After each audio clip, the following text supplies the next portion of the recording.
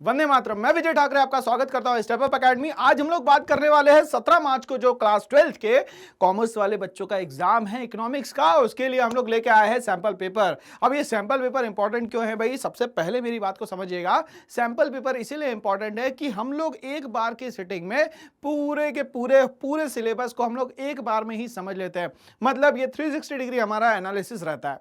अब 360 degree analysis में जो बोर्ड पैटर्न फॉलो करने वाला है उसी बोर्ड पैटर्न पे हम लोग क्या करते हैं, क्वेश्चन को सॉल्व करते हैं। तो उससे होता क्या है कि हमारा जो फोबिया होता है, एग्जाम फोबिया जिसको कहते हैं, एग्जाम में जाके जो डर होता है वो हो जाता है खत्म, क्योंकि हमारी सेटिंग बन जाती है। 3 घंटे हमारा जो माइंड का एग्जीक्यूशन वाला टाइम है वो भी आ जाता है। क्यों? क्योंकि 3 घंटे में हम लोग बैक टू बैक क्वेश्चंस को देखते जाते हैं।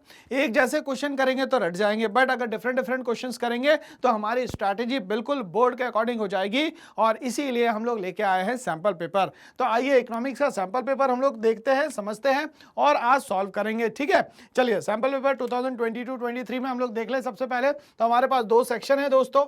पहला मैक्रो इकोनॉमिक्स है और दूसरा जो है वो आईईडी है, जिसमें कि 20 मल्टीपल चॉइस क्वेश्चन है, 4 शॉर्ट आंसर क्वेश्चंस है, जिसमें लगभग आपको 60 to 80 वर्ड्स लिखने हैं, जो कि 3 मार्क्स के हैं। चलिए हम लोग आगे बात करते हैं यहाँ पे। फिर 6 जो है शॉर्ट आंसर टाइप क्वेश्चन है जो 4 मार्क्स के हैं यहाँ पे, और 80 से लेकर 100 वर्ड्स के बीच में लिखना है।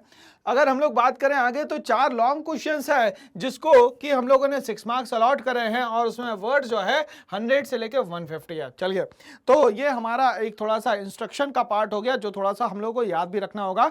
एग्जाम में बिल्कुल डरने की जरूरत नहीं है। अगर आपको 6 मार्क्स का क्वेश्चन पहले आता है तो पहले वो अटेम्प्ट करिए, फिर बाद में एमसीक्यू आखिरी में आप कर सकते हैं। 10 मिनट के टाइम में आराम से एमसीक्यू निपटा सकते हैं। बट जो हैवी क्वेश्चन है, जैसे 6 मार्क्स के 4 क्वेश्चन है, पहले वो कर लें आप लोग, तो वो ज्यादा अच्छा रहता है। क्यों? क्योंकि 24 मार्क्स तो यहीं से अचीव हो गए हमारे। तो चलिए हम लोग अपना सफर स्टार्ट करते हैं, और स्टार्ट करते हैं हम लोग क्वेश्चन नंबर 1 के साथ, जो कि है मल्टीपल चॉइस क्वेश्चन। हम लोग यहाँ 360 डिग्री एनालिसिस से बात करेंगे, और सब्सिडियरी जितने भी क्वेश्चंस बन रहे हैं हम लोग उसकी भी यहाँ पे बात करेंगे। चलिए सबसे पहले क्वेश्चंस की हम लोग बात करते हैं। पहला क्वेश्चन है, who regulates money supply in India. तो भैया मनी सप्लाई कौन रेगुलेट करता है? हम लोग को ये पता है कि मनी सप्लाई में सर अब यहाँ पे M1, M2, M3 और M4 भी आएगा, ठीक है ना। मगर इन सब को कंट्रोल करने वाली जो बॉडी है उसका नाम क्या है भैया? RBI, reserve Bank of India, ठीक है ना। इसको यहाँ पे सेंट्रल बैंक भी कहते हैं हम लोग, एपेक्स बैंक भी कहते हैं, या एपेक्स बॉडी कहते हैं, या तो हम लोग इसको यहाँ पे सुप्रीम बॉडी भी कहते हैं। क्या कहते हैं सर जी? सुप्रीम बॉडी भी कहते हैं यहाँ पे। चलिए ठीक है, ओके।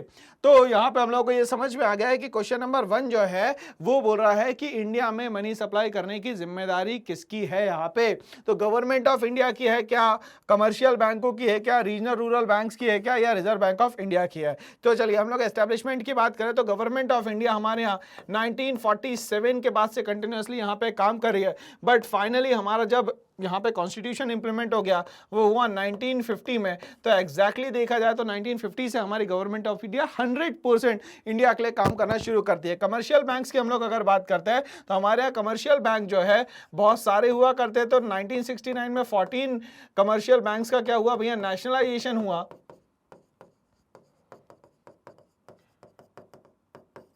और उसके बाद 1980 में और 6 बैंकों का नेशनलाइजेशन होता है। अभी बहुत ज्यादा इश्यूज होने के कारण मर्जिंग ऑफ बैंक्स यहाँ पे चल रहा है, ठीक है। रीजनल रूरल बैंक की बात करें तो रीजनल रूरल बैंक जो है हमारे यहाँ 1975 से काम कर रहे हैं। रीजनल रूरल बैंक की जो एपेक्स बॉडी है वो है NABARD, national bank for agriculture and rural development, ठीक है। ये लगभग 1982 से काम कर रही है, ठीक है। रिजर्व बैंक ऑफ इंडिया की बात करें तो रिजर्व बैंक ऑफ इंडिया का जो एक्ट था वो था सर जी 1934, और इसने काम करना शुरू कर दिया था 1935 से, 1 अप्रैल 1935 से। और इसका जो नेशनलाइजेशन हुआ था सर जी 1949 में, ठीक बात है। चलिए, तो हमें ये पता है मनी सप्लाई जो है हमारे यहाँ इंडिया में करने वाली जो बॉडी है वो है रिजर्व बैंक ऑफ इंडिया। कौन है भैया? Reserve Bank of India. But ये सब्सिडरी क्वेश्चंस मैंने अभी बता दिए कि क्या क्या और पूछा जा सकता है। एक ही मल्टीपल चॉइस क्वेश्चन में इतने सारे हम लोगों ने क्वेश्चन बना दिए गए, तो आंसर क्या होगा सर जी? यहाँ पे reserve Bank of India is the correct answer. चलिए आगे हम लोग बढ़ते हैं।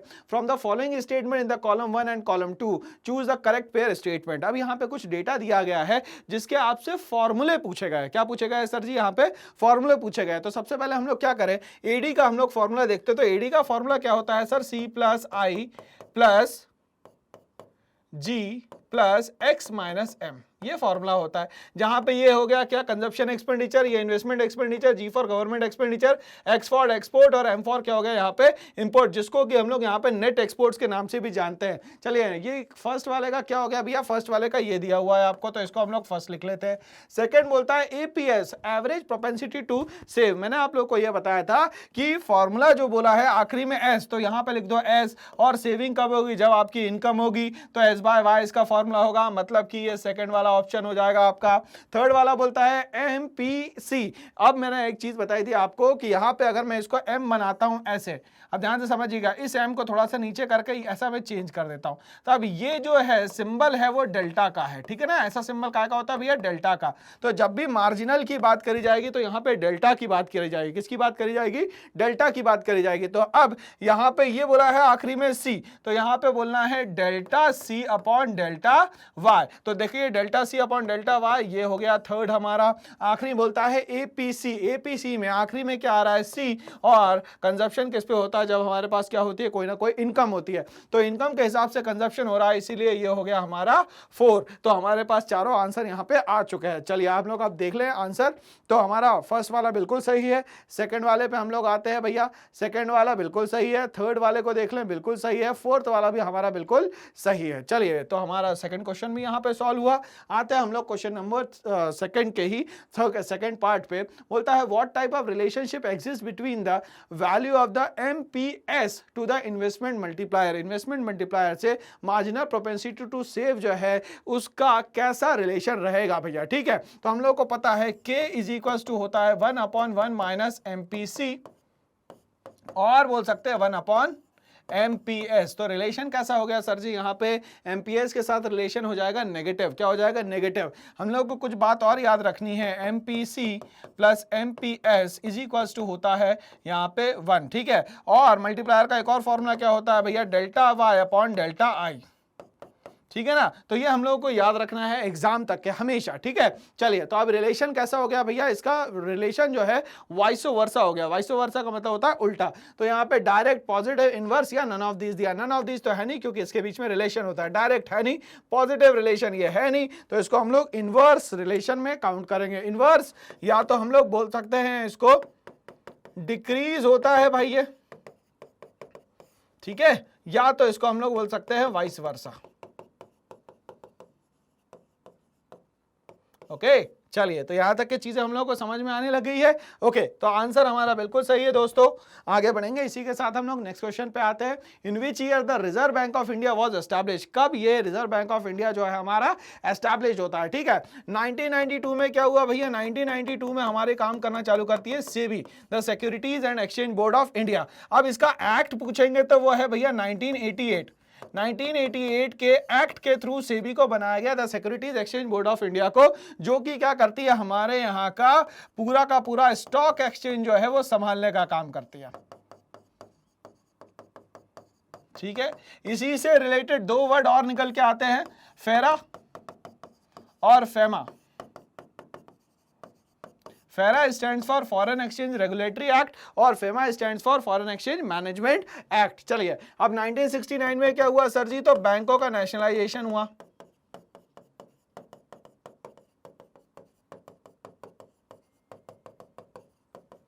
चलिए, 1935 में क्या हुआ? आरबीआई ने काम करना शुरू करा सर। कब से? 1 अप्रैल 1935 से एक्ट ने काम करना शुरू कर दिया भैया। चलिए, 1949 में क्या हुआ? तो आरबीआई का नेशनलाइजेशन हुआ।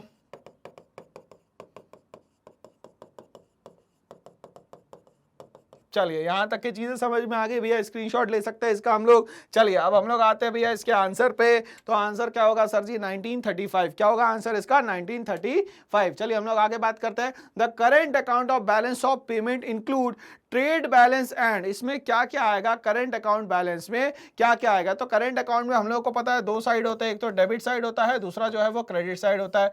जो भी पैसा आता है वो क्रेडिट साइड में लिखा जाता है, जो भी पैसा जाता है उसको किस साइड में लिखा जाता है सर जी? तो वो लिखा जाता है डेबिट साइड में। तो इसको हम लोग बोल सकते हैं सर जी इनफ्लो, और यहाँ पे क्या बोल सकते हैं इसको हम लोग यहाँ पे आउटफ्लो। अब इसमें क्या होता है? इकोनॉमिक ट्रांजैक्शंस होते हैं।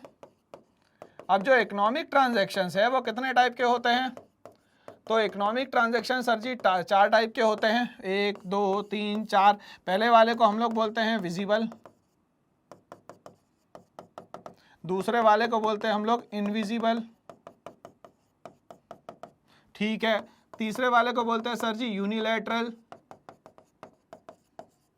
और चौथे वाले को बोलते हैं हम लोग कैपिटल ट्रांसफर। ठीक है भाई, चलो यहां तक की चीजें बहुत क्लियर हो गई हम लोगों को। अब पूछता है करेंट अकाउंट का जो बैलेंस ऑफ पेमेंट है इंक्लूड में ट्रेड बैलेंस और क्या यहाँ पे आएगा? तो हम लोगों से पूछा जाता है इसके अलावा जो आते हैं वो आते हैं इनविजिबल्स। क्या आते हैं? इनविजिबल्स। ये एरर्स और ओमिशन जो है, कैपिटल अकाउंट जो है, सेटलमेंट अकाउंट जो है, ये अलग पार्ट है। करंट अकाउंट में सिर्फ क्या आएगा? इनविजिबल। देखिए हम लोगों ने उसी को यहाँ पे अंडरटेकन भी किया है। तो आंसर क्या हो जाएगा सर जी? यहाँ पे invisible is the correct answer. चलिए आगे बढ़ते हैं दोस्तों हम लोग इसी के साथ।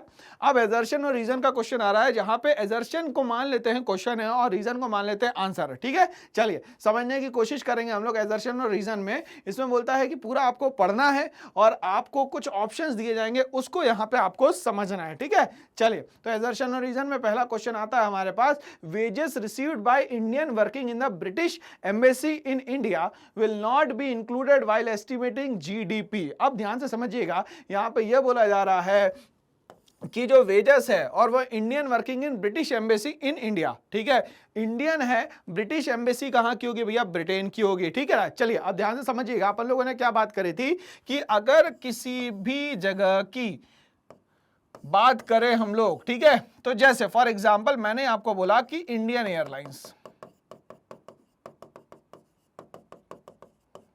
तो जो इंडियन एयरलाइंस है वो काम कर रही है भैया जापान से लेके रशिया के बीच में, ठीक है, और प्रॉपर्टी किसकी है? इंडिया की। तो प्रॉपर्टी इंडिया की होने के कारण उसको हम लोग यहां पे डोमेस्टिक टेरिटरी में इंक्लूड करेंगे। क्या करेंगे भैया? डोमेस्टिक टेरिटरी में इंक्लूड करेंगे। ठीक है, अब यहां पे वेजेस की बात आ गई, तो बोल रहे हैं कि इसका जो वेजेस मिलेगा इस बंदे को, इस वेजेस को मिलने पे क्या हम लोग इसको जीडीपी के कैलकुलेशन में लेंगे या नहीं लेंगे? ठीक है, आगे ये बोलता है यहां पे wages received by an Indian working in Indian embassy in India is not a part of the economic territory of India। अब ये economic territory को हम लोग यहाँ पे domestic territory के नाम से भी जानते हैं। ठीक है भैया, तो यहां पे इकोनॉमिक टेरिटरी, डोमेस्टिक टेरिटरी क्या हो गया भैया? वो बंदा जो यहां पे रह रहा है लगभग 1 साल से, ठीक है ना, 1 साल के अंदर उसका रहना खाना पीना सब वहीं पे चल रहा है, इन्वेस्टमेंट भी उसका वहीं पे चल रहा है, तो वो किस में आ गया? यहाँ पे डोमेस्टिक टेरिटरी में आ गया। ठीक है, तो क्या ये डोमेस्टिक टेरिटरी में यहाँ पे दिया हुआ है कि कितने समय से रह रहा है? ठीक है, तो यहां पे ये बोलता है wages received bye an Indian working in British embassy in India is not a part of economic territory. तो यहां पे एजर्शन भी बिल्कुल सही है और इसका रीजन भी बिल्कुल सही हो सकता था, बट यहां पे ये जो नॉट लग गया है इसके कारण ये सही नहीं हो पाएगा। तो बोल रहा है both A and R are true and R is the correct explanation of A. क्या आर इसका करेक्ट एक्सप्लेनेशन है? एक आप बिल्कुल सही कह रहे हैं आप। क्यों? क्योंकि भैया यहां पे हम लोगों को देखिए इंडियन वर्किंग कर रहा है किसमें? ब्रिटिश एम्बेसी में। यहां पे क्या बोला गया है? इसका रीजन ये है, बिल्कुल सही बात है। तो यहां पे दोनों ही बात बिल्कुल सही है और आंसर जो है इसके कारण हो जाता है हमारा ए, कि A and R are true and R is the correct explanation of A. R जो है करेक्ट एक्सप्लेनेशन है किसका? ए का। चलिए आगे बढ़ेंगे हम लोग इसी के साथ। पार्ट नंबर 2 2 पे आता है 5th क्वेश्चन के, financial aids received from abroad after Fani cyclone is not included while estimating the value of GDP. अब ये बोल रहा है कि जो हमें वहां से क्या मिला है भैया, फाइनेंशियल एड मिला, मतलब सपोर्ट मिला या डोनेशन मिला है, तो क्या उसको जीडीपी के कैलकुलेशन में यहां पे लेना है या नहीं लेना है। ठीक है, financial aid is a factor income. अब अपन बात करते हैं यहां पे इनकम की। तो इनकम दो टाइप की होती है, पहली तो होती है फैक्टर इनकम और दूसरी होती है सर जी ट्रांसफर इनकम। ठीक है, अब ये जो फैक्टर इनकम है ये मेहनत की कमाई की होती है। किसकी होती है? मेहनत की कमाई की। जैसे मान लेते हैं कोई बीएचएल में काम कर रहा है, उसको जो पेमेंट मिल रही है वो फैक्टर इनकम। ट्रांसफर इनकम जो है वो बिना मेहनत की कमाई का होता है। जैसे हम लोग बोलते हैं स्कॉलरशिप एंड ओल्ड एज को हम लोग बोल देते हैं क्या मिलती है भैया? पेंशन। ठीक है, तो अब ये यहाँ पे ये बोल रहा है कि जो एजर्शन मतलब ये क्वेश्चन दिया हुआ है उसका ये आंसर बिल्कुल सही है क्या? तो भैया फाइनेंशियल एड फैक्टर इनकम नहीं है, ये किस में आएगी सर जी? ट्रांसफर इनकम में आएगी। किस में आएगी? ट्रांसफर इनकम में। बोलता है both A and R are true and R is a true explanation of A. बिल्कुल गलत बात है भाई, both A and R true and R is not the correct explanation of A. बिल्कुल नहीं भाई, ठीक है, क्योंकि दोनों तो सही नहीं है। यहां बोलता है ए इज ट्रू, क्या ये ए सही है? बिल्कुल ए सही है। क्यों? क्योंकि साइक्लोन में क्या होता है, हम लोग किसी भी कंट्री के साथ अगर कोई दिक्कत परेशानी आ जाती है तो उसको हम लोग सपोर्ट करते हैं। ठीक है, तो आप बोलता है आर इज फॉल्स, क्या आर फॉल्स है? बिल्कुल सही बात है, ए तो सही है मगर आर जो है यहाँ पे क्या है भाई? फॉल्स है। तो आंसर क्या होना चाहिए सर जी इसका? A is true but R is false. चलिए आगे बढ़ेंगे इसी के साथ। क्वेश्चन नंबर 6 पे हम लोग आते हैं। क्वेश्चन नंबर 6 क्या बोलता है? क्वेश्चन नंबर 6 बोलता है read the following statement, assertion, reason, choose one of the correct alternatives given below. ठीक है, हम लोगों को एक सही अल्टरनेटिव जो है वो निकालना है इसमें। ठीक है, चलिए क्वेश्चन नंबर 1 पे आ जाए भैया हम लोग यहाँ पे 6 के।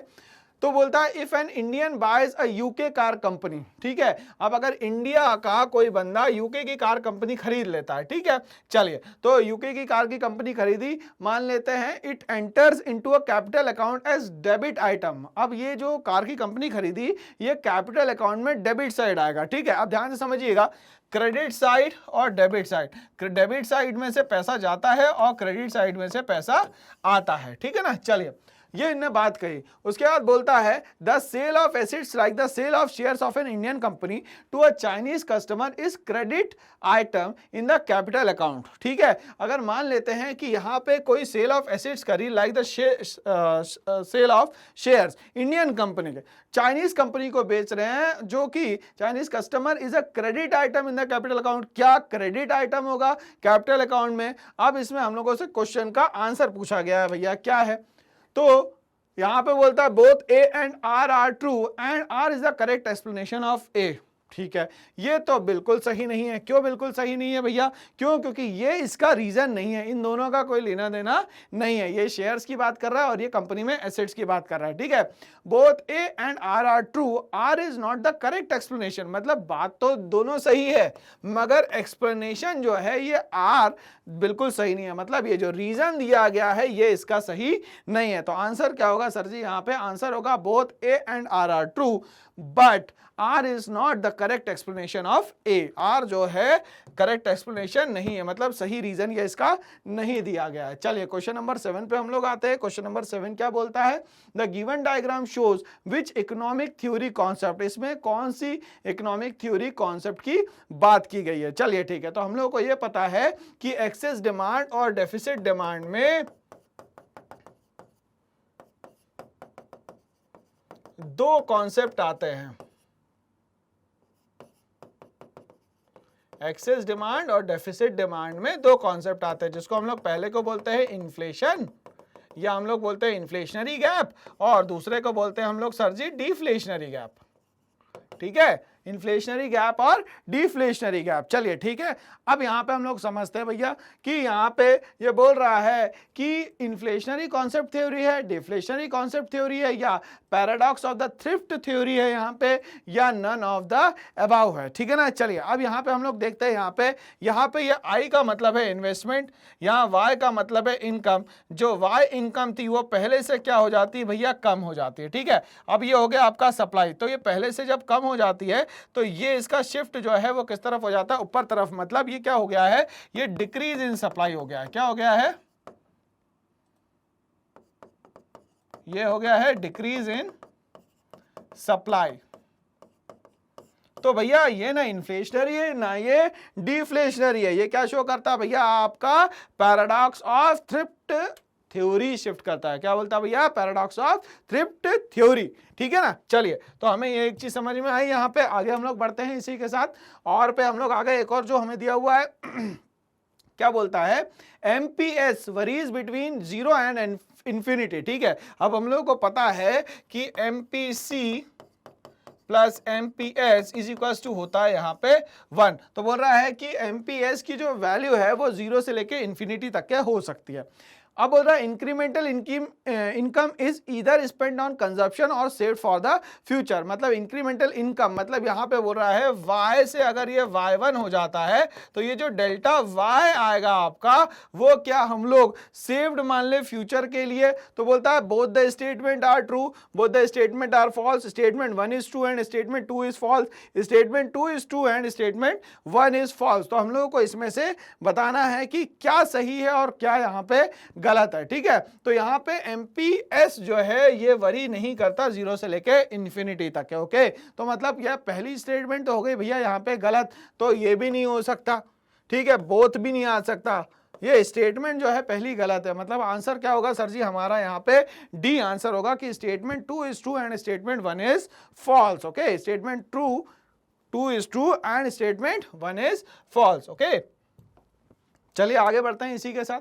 क्वेश्चन नंबर पे 8 पे आते हैं। From the following data identify the value of the MPC की वैल्यू फाइंड आउट करनी है, जिसमें नेशनल इनकम दिया है, इन्वेस्टमेंट एक्सपेंडिचर दिया है और ऑटोनोमस कंजप्शन एक्सपेंडिचर दिया है। चलिए ठीक है, तो हम लोग क्या करते हैं, कंजप्शन फंक्शन का फॉर्मूला लिख लेते हैं। ठीक है, C is equal to C bar plus B into Y. मगर क्या है यहाँ पे भैया, यहाँ पे हो रहा है इक्विलिब्रियम का कॉन्सेप्ट है, तो यहाँ पे हम लोग therefore y is equal to C plus I वाला फॉर्मूला लगा लेते हैं। ठीक है, तो ये फॉर्मूला क्या हो जाएगा, y is equal to C यहाँ पे bar plus B into Y plus I।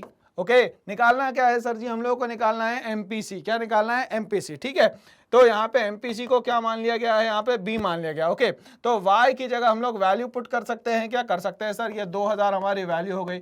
C बार की वैल्यू दी है क्या सर जी, तो C बार हमें दिया हुआ है 100, इसको मान लिया भैया मैंने C बार है ना। चलिए, B की वैल्यू हमें फाइंड आउट करनी है, Y की हमें वैल्यू दी है 2000 प्लस I की वैल्यू कितनी दी हुई है सर जी, 200 दी हुई है। चलिए आगे बढ़ते हैं हम लोग इसी के साथ। तो ये 200 ठीक है यहाँ पे है, माइनस कर लिया मैंने 100 इज इक्वल्स टू 2000, B को मैं यहीं रहने देता हूँ। ओके, ये प्लस 200 इधर कर लिया हम लोगों ने, तो ये कितना हो गया भैया 1800 हो गया। ठीक है, माइनस कर लिया यहाँ पे 200। ठीक है, तो ये 1800 यहाँ पे 1800 100 माइनस करेंगे तो हम लोग आएगा 1900 है ना। 1900 minus 200 is equal to 2000 B। ठीक है, अब ये क्या हो जाएगा भैया 1700 डिवाइडेड बाय 2000 B। ठीक है, अब इसको जब डिवाइड करेंगे हम लोग तो हमारे पास कितना आ जाएगा भैया, तो ये जीरो गया, इसको हम लोग करेंगे तो ये आ जाएगा 0.85। तो MPC की वैल्यू क्या आ जाएगी भैया हमारे यहाँ 0.85, मतलब C is the correct answer. Divide करने पे ये हमारा आराम से आ जाता है। ओके, चलिए, तो ये हमारा बिल्कुल सही है। हम लोग आगे बढ़ेंगे इसके साथ नेक्स्ट क्वेश्चन पे। क्वेश्चन नंबर 9 पे हम लोग आते हैं। क्वेश्चन नंबर 9 क्या बोलता है भाई, read the following statement carefully. भैया ठीक है, पढ़ लेंगे। Consumption curve makes an intercept on the y axis some point above the origin. बिल्कुल सही बात है। अगर कंजप्शन फंक्शन की हम लोग बात करते हैं तो हम लोगों ने देखा था कि ये थोड़ा सा ऊपर से बनता है। क्यों बनता है, just because of the C बार। ठीक है, तो जीरो लेवल ऑफ इनकम पे भी कुछ ना कुछ क्या होगा भैया, यहाँ पे हमारा कंजप्शन तो होगा, और उसको क्या कहते हैं हम लोग यहाँ पे ऑटोनॉमस कंजप्शन। क्या कहते हैं भैया, C बार मतलब ऑटोनॉमस कंजप्शन। ठीक है, अब यहाँ पे एक्सिस की हम लोग बात करें तो ये y एक्सिस हो गया, ये हो गया हमारा x एक्सिस। ठीक है, People need certain basic goods and services to sustain themselves even if income is zero। सही बात है, अगर उसके पास कुछ भी पैसा नहीं होगा तो भी रोटी कपड़ा मकान तो उसकी बेसिक नेसेसिटीज ऑफ लाइफ तो होगा ही होगा। अब आपसे क्वेश्चन पूछता है और उसका आंसर भी पूछा जाता है यहाँ पे कि both the statement are true, क्या ये दोनों स्टेटमेंट सही है? Both the statement are false, बिल्कुल गलत बात। स्टेटमेंट 1 इज ट्रू, भैया दोनों ही स्टेटमेंट क्या है हमारे यहाँ पे सही दी गई है, ठीक है ना। चलिए, तो हम लोगों को ये समझ में आया कि दोनों स्टेटमेंट जो है बिल्कुल यहाँ पे सही है। कंजप्शन कर्व का जो इंटरसेप्ट है वो क्या होगा? बेस, मतलब ओरिजिन से थोड़ा सा ऊपर होगा, जिसको हम लोग ऑटोनॉमस कंजप्शन कहते हैं। और यहाँ बोल रहा है पीपल हैव सर्टेन, बिल्कुल बेसिक नेसेसिटीज के लिए ही ऑटोनॉमस कंजप्शन की यहाँ बात की जाती है। तो इसका आंसर क्या होगा सर जी? इसका आंसर होगा यहाँ पे ए। चलिए हम लोग आगे बात करते हैं क्वेश्चन नंबर 10 की। क्वेश्चन नंबर 10 में क्या बोलता है? Read the following statement carefully. At the break even point, consumption is equals to the national income। मतलब यहां पे बोल रहा है ब्रेक इवन पॉइंट पे जो y is equals to c plus s होता है वो y is equals to c हो जाता है, ठीक है ना। नेशनल इनकम जो है वो कंजप्शन एक्सपेंडिचर के बराबर हो जाते हैं, ठीक है। और बोलता है APC falls continuously with the increase in income, ठीक है, as the proportion of income spend on consumption keeps on decreasing, ठीक है ना। अब यहाँ पे हम लोग यहाँ पे ऐसा समझे इसको कि हम लोग अगर तीन चीजों को ले लें, जैसे हम लोगों ने y ले लिया, c ले लिया, ठीक है, और मान लेते हैं s ले लिया। हम लोग को ये पता है y इज इक्वल्स टू होता है c प्लस s, ठीक है। अब y हम लोगों ने लिया 0, 100, 200, 300, 400 फॉर एग्जाम्पल, ठीक है। और c की वैल्यू हम लोगों ने ले ली 40, फिर हम लोगों ने ले लिया भैया 120, फिर हम लोगों ने ले लिया 200, फिर हम लोगों ने ले लिया 360, ठीक है। अब इसको याद करने के लिए मैं बता रहा हूं कि 4 के मल्टीपल्स पे लेना है अपने को। 4 1 जा, 4 3 जा, 4 5 जा, 4 7 जा और 4 9 जा, ठीक है। तो 4 7 जा कितना होता है? 28। तो मैं इसको 280 ले लेता हूं भाई, और इसको कितना ले लेता हूं? 360 ले लेता हूं, ठीक है। अब हमें पता है y equals to c plus s होता है, तो y और c के हेल्प से हम लोग क्या निकाल सकते हैं? s निकाल सकते हैं। तो ये कितना आ जाएगा सर जी? -40, -20, ये कितना आ जाएगा? 0, ये हो जाएगा 20, ये हो जाएगा 40, ठीक है। इसके बाद हम लोगों से बोलता है अगर APC निकालना है, क्या निकालना है? APC। तो APC का फॉर्मूला क्या होता है सर जी? तो फॉर्मूला होता है C/Y। क्या होता है? C/Y। चलिए C/Y कर देते हैं हम लोग। तो 40/0 नेल, ठीक है। 120/100 करेंगे तो कितना हो जाएगा भैया? 120/100, ठीक है। ये कितना हो जाएगा? 1.2, ठीक है। चलिए ये हो गया 1.2 हमारा, कितना हो गया सर? 1.2। चलिए आगे बढ़ते हैं हम लोग। अब ये तो हो जाएगा 1, क्या हो जाएगा? 100/100 इज इक्वल्स टू 1। इसको हम लोग सॉल्व करेंगे तो कितना हो जाएगा भैया? 280/300, ठीक है। इसको कर देते हैं हम लोग 2 से, 2 1 जा, 2 4 जा, 2 15 जा, इसको कर देते हैं 15 और कितना बच गया भैया? 40 है ना। 2 से कर देते हैं तो 2 से तो ये डिविजिबल होगा नहीं, तो डायरेक्ट हम लोग क्या करते हैं? 140 को ही डिवाइड कर देते हैं। मतलब कि ये देखा जा रहा है कि ये कंटिन्यूअसली क्या हो रहा है भैया? वैल्यू इसकी जो है वो डिक्रीज होती चली जा रही है, ठीक है। तो इसके कारण ये बोलता है कि जैसे जैसे इनकम इसकी बढ़ रही है वैसे वैसे APC जो है वो कंटिन्यूअसली क्या होता जा रहा है दोस्तों? डिक्रीज होता चला जा रहा है। तो क्या ये सही लिखा है? APC falls continuously while the increase in income as the proportion of income spent on consumption keeps on decreasing. बिल्कुल सही बात है। क्यों? क्योंकि जैसे जैसे इनकम बढ़ती है वैसे वैसे कंजप्शन लेवल जो है वो हमारा बंद हो जाता है, कम हो जाता है, क्योंकि देखिए आखिरी में सेविंग हमारी पॉजिटिव होना शुरू हो गई है, ठीक है। तो क्वेश्चन नंबर 10 के हिसाब से आंसर क्या होना चाहिए भैया? सही होना चाहिए कि गलत होना चाहिए, ये हम लोग अब बात कर लेते हैं। Both the statement are true, क्या ये दोनों स्टेटमेंट सही है? तो बिल्कुल भी सही नहीं है, ठीक है। Both the statement are false, both statement 1 is true and statement 2 is false. अब यहां पे हम लोग कंक्लूजन पे आए जल्दी से, तो कंक्लूजन ये निकला हमारा कि ये जो दोनों ही स्टेटमेंट है बिल्कुल भी सही नहीं है। तो इसके हिसाब से आंसर क्या होना चाहिए सर जी? आंसर होगा यहां पे आंसर नंबर बी। तो अब हम लोग क्वेश्चन नंबर 10 के बाद क्वेश्चन नंबर 11 पे आते हैं। अब हम लोगों को लिखने वाला कार्यक्रम शुरू करना है भाई, ठीक है। दिमाग पे थोड़ा सा जोर डालना पड़ेगा क्योंकि चीजें हमें क्या करने हैं? याद करनी है, ओके।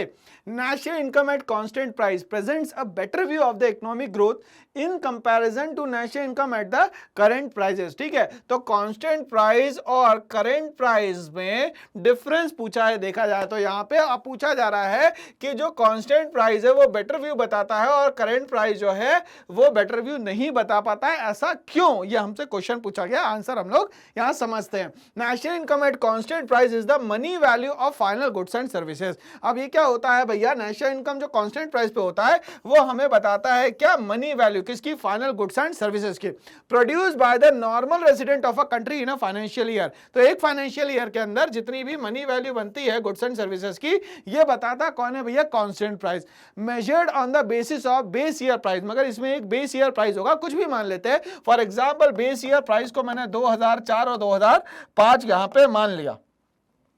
ओके चलिए, it is also known as the real national income. क्या कहा जाता है इसको, real national income is affected by only one factor, namely change in physical output. मगर इसमें जो चेंज है वो किसके कारण होता है, सिर्फ फिजिकल आउटपुट के कारण चेंज होता है। Whereas national income at current prices measure the value of final goods and services at the prevailing prices. ठीक है, तो यहाँ पे कंटिन्यूअसली क्या बोला जा रहा है, करंट प्राइसेस में जो भी चेंज होगा वो प्रिवेलिंग प्राइसेस पे होगा। किस पे होगा, प्रिवेलिंग, मतलब कोई बेस ईयर नहीं होगा। ठीक है, in that particular year. It is also called as the nominal national income and is affected by two factors, namely change in price and change in output। तो इससे अच्छा यह है कि जो हम लोग कांस्टेंट प्राइस लेंगे वो ज्यादा अच्छा रहेगा, बट करंट प्राइस लेंगे तो वो अच्छा यहाँ पे नहीं रहेगा। ठीक है, चलिए और क्या बोलते हैं यहाँ पे, national income at current prices में show rise even without any change in the output due to inflation. अब ये यहाँ पे एक और बात बोलता है कि जो करंट प्राइसेस है उसमें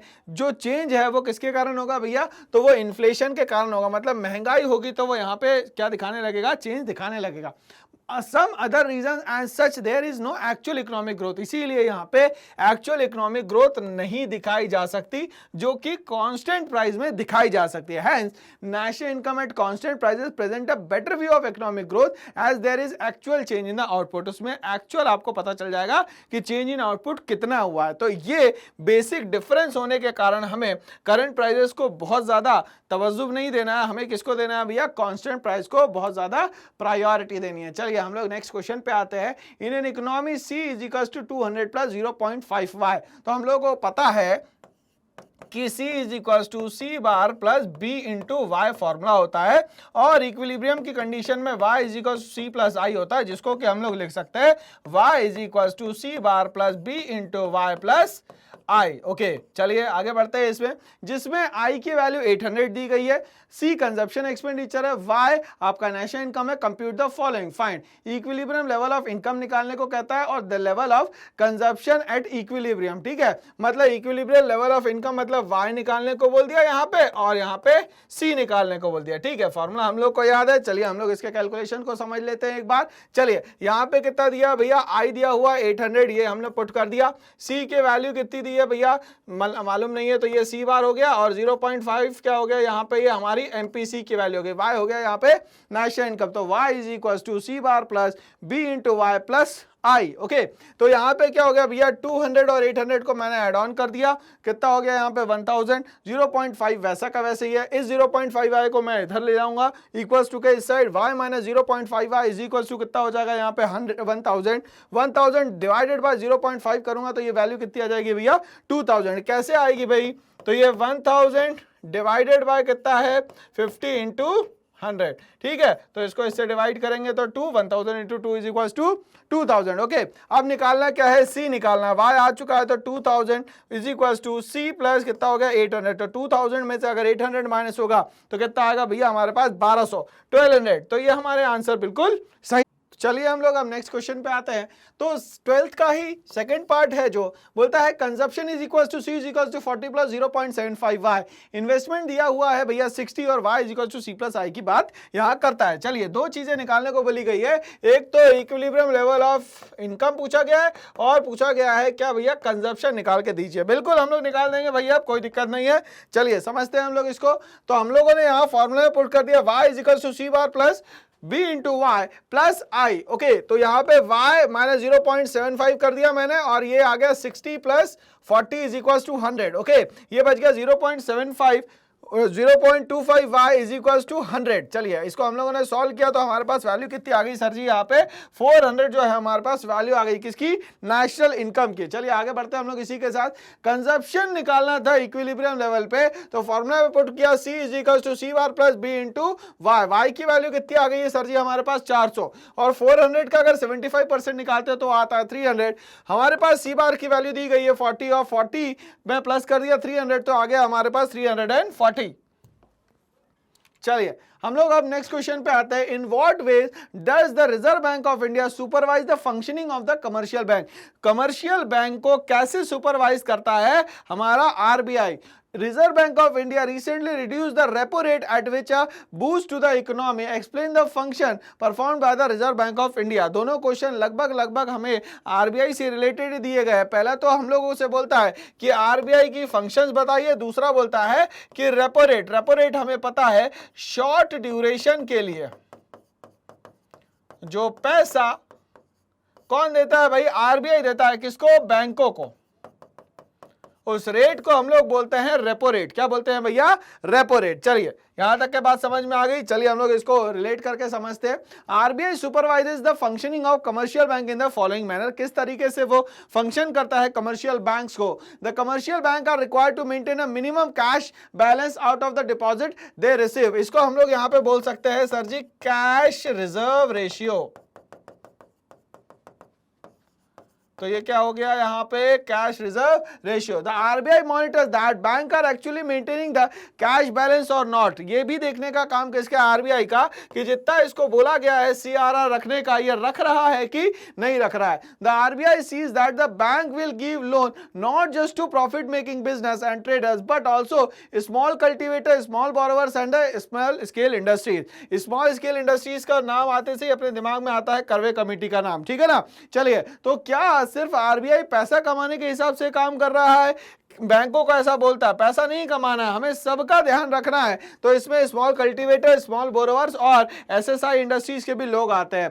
periodically bank have to submit the information to the RBI about how much they lending to whom and what rate of interest. ठीक है, तो उनको ये बताना पड़ेगा कि बेस प्राइम लेंडिंग रेट क्या था आपका और किस किस को आपने लेंड किया है लोन, ठीक है ना। चलिए, और क्या रेट ऑफ इंटरेस्ट आपने मेंटेन किया है। तो ये सारे फंक्शंस हो गए हमारे किसके भैया, आरबीआई के। अब हम लोग बात करते हैं रेपो रेट की। तो रेपो रेट मैंने कहा कि शॉर्ट ड्यूरेशन के लिए जो पैसा कौन देता है भैया, आरबीआई किसको देता है, कमर्शियल बैंकों को देता है, उसको बोलते हैं हम लोग यहाँ पे रेपो रेट। तो repo rate is the rate at which central bank such that reserve Bank of India lend money to the commercial bank. A reduction in the repo rate is aimed at bringing growth and improving economic development in the country. तो अब ये क्या होगा भैया, अगर repo rate कम होगा तो लोग लोन क्या लेंगे, ज्यादा ले पाएंगे इजीली, मतलब मार्केट में लिक्विडिटी अच्छी खासी बन जाएगी। This is the controller of the credit functioning performed by the Reserve Bank of India. और ये कहीं ना कहीं देखा जाए तो कंट्रोलर का काम करता है आरबीआई। चलिए आगे बात करते हैं। Central bank adopt bank rate policy. Central bank जो है वो क्या अपनाता है भैया, बैंक रेट पॉलिसी।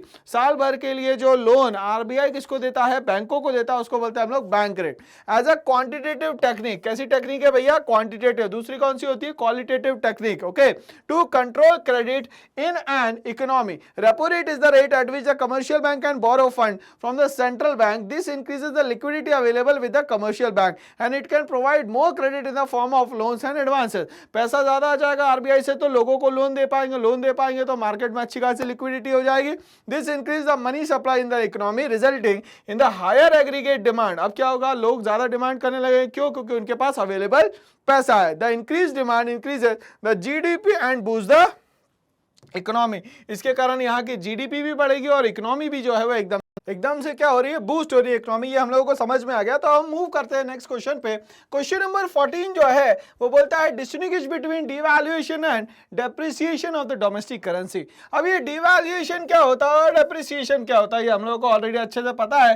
डिवैल्यूएशन का मतलब होता है जब करेंसी में सरकार कुछ चेंजेस करती है। डेप्रिसिएशन का मतलब होता है मार्केट की डिमांड एंड सप्लाई के कारण अगर कोई चेंजेस होता है तो उसको बोलते हैं हम लोग यहाँ पे डेप्रिसिएशन। डिफिनेशन चलिए समझते हैं। When the government or the authority reduce the price of the domestic currency in terms of all the foreign currency, it is called as the devaluation. मतलब सरकार या उससे कोई रिलेटेड एजेंसी अगर ये कहीं ना कहीं डिक्रीज करती है वैल्यू डोमेस्टिक करेंसी की, उसको बोलते हैं हम लोग devaluation. Devaluation occurs when a country makes a conscious decision to lower its exchange rate in a fixed or semi fixed exchange rate. और ये भी कह सकते हैं हम लोग कि जो एक्सचेंज है वो fixed or semi fixed exchange rate system पे काम करेगा। बट हम लोग डिवैल्यूएशन की बात करें, is only possible if a country is a member of the some fixed exchange rate policy. Depreciation is when there is a fall in the value of currency in a floating exchange rate system. Market के हिसाब से अगर कोई change करोगे तो वो किस में आएगा, आपका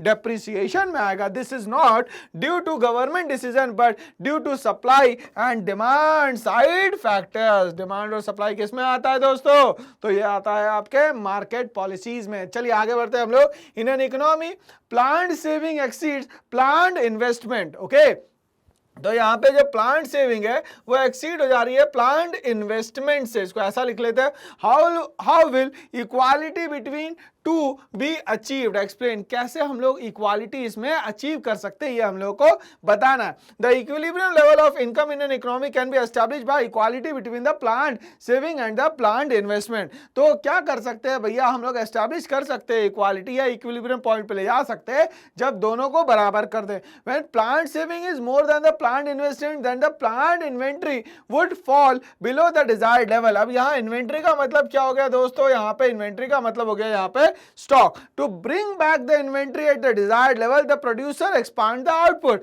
अब इसके लिए क्या करे, जो प्रोड्यूसर है वो एक्सपांड कर दे किसको, आउटपुट को, मतलब चीजों को वो बहुत ज्यादा बनाना शुरू कर दे। मोर आउटपुट मींस मोर इनकम। अगर ज्यादा आउटपुट होगा तो इनकम भी क्या हो जाएगी, हमारी ज्यादा हो जाएगी। This derived by the AD is equals to AS approach itself. तो AD is equals to AS होता है, हम लोग को ये पता है। इसका फॉर्मूला क्या होता है भैया, एडी का सी प्लस आई होता है और एएस का फॉर्मूला क्या होता है, सी प्लस एस होता है। ठीक है, तो ये प्लांट आई और प्लांट एस जो है वो दोनों ही क्या हो जाएंगे, बराबर हो जाएंगे अगर आपने आउटपुट को बढ़ा दिया तो। और क्या कर सकते हैं, the equilibrium can better be understood by following the diagram को फॉलो करके भी हम लोग इक्विलिब्रियम पॉइंट को समझ सकते हैं। यहाँ पे देखिए ये 45 डिग्री है और ये देखिए ये हमारा सी बार है। ओके, चलिए अब इस पॉइंट के बाद जो है ये देखिए एस जो है वो ज्यादा हो जाएगा यहाँ पे और इन्वेस्टमेंट जो है वो क्या हो जाएगा, यहाँ पे कम हो जाएगा। यहाँ पे हमें फॉर्मूला पता है, AD is equals to C plus I होता है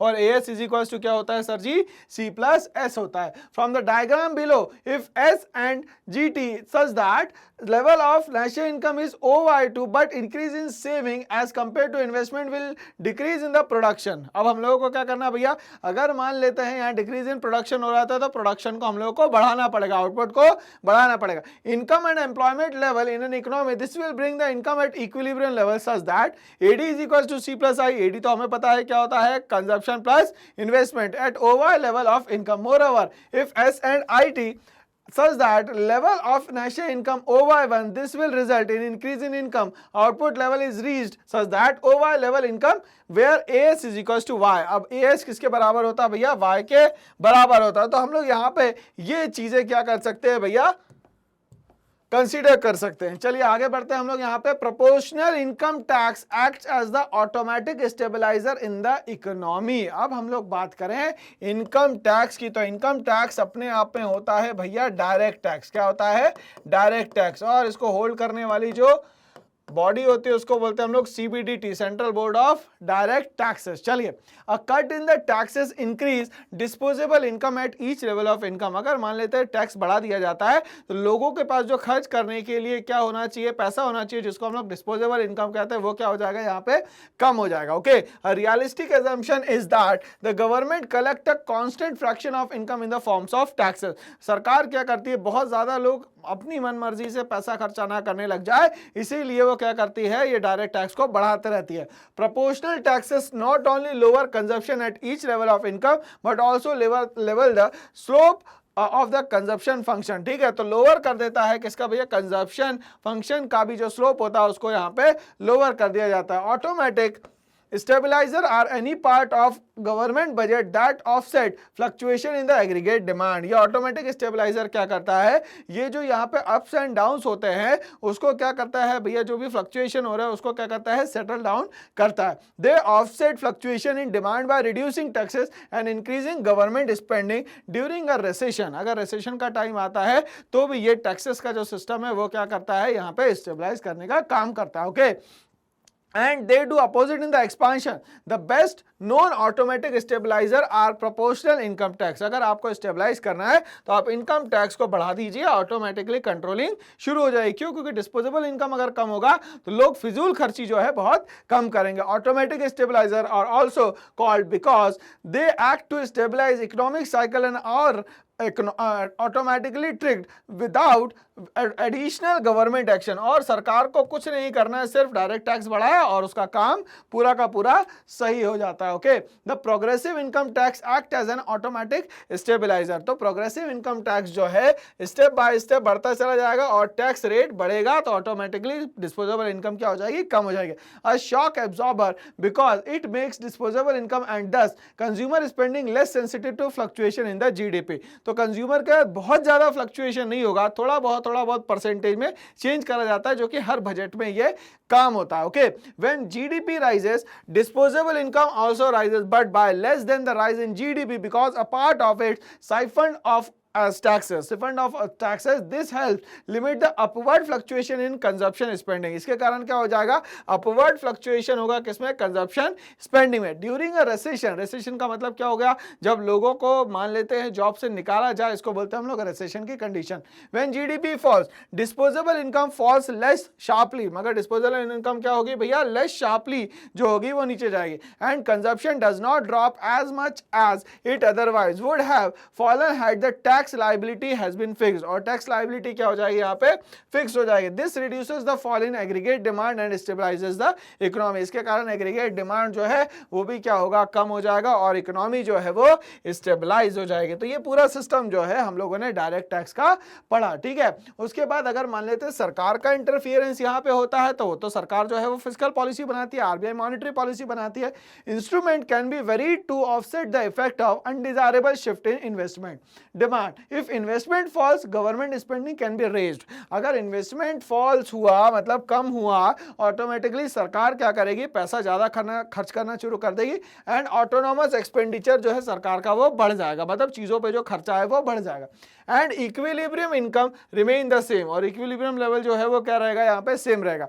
this deliberate action to establish the economy is referred to as discretionary fiscal policy. अब क्या हो जाएगी भैया, डिस्क्रिशनरी फिस्कल पॉलिसी यूज करने लगेगी government to distinguish from the inherent automatic stabilizing proportional of the fiscal system. Hence proportional income tax help to stabilize the economy against upward and downward movement। तो यहाँ पे जो proportional income tax है यही help करेगा कहीं ना कहीं upward और downward मूवमेंट में। ओके, चलिए, तो ये वाला क्वेश्चन हमारा बहुत शानदार रहा। ये 6 मार्क्स का क्वेश्चन है तो इसमें आंसर लगभग 100 से लेकर 150 वर्ड में तो लिखना ही पड़ेगा भाई। चलिए अब हम लोग एक और क्वेश्चन पढ़ लेते हैं, क्वेश्चन नंबर 17 जो कि 6 मार्क्स का है। इसमें फाइंड आउट करना है भैया NNPA टैक्स FC, जिसको हम लोग बोलते हैं सर जी नेशनल इनकम।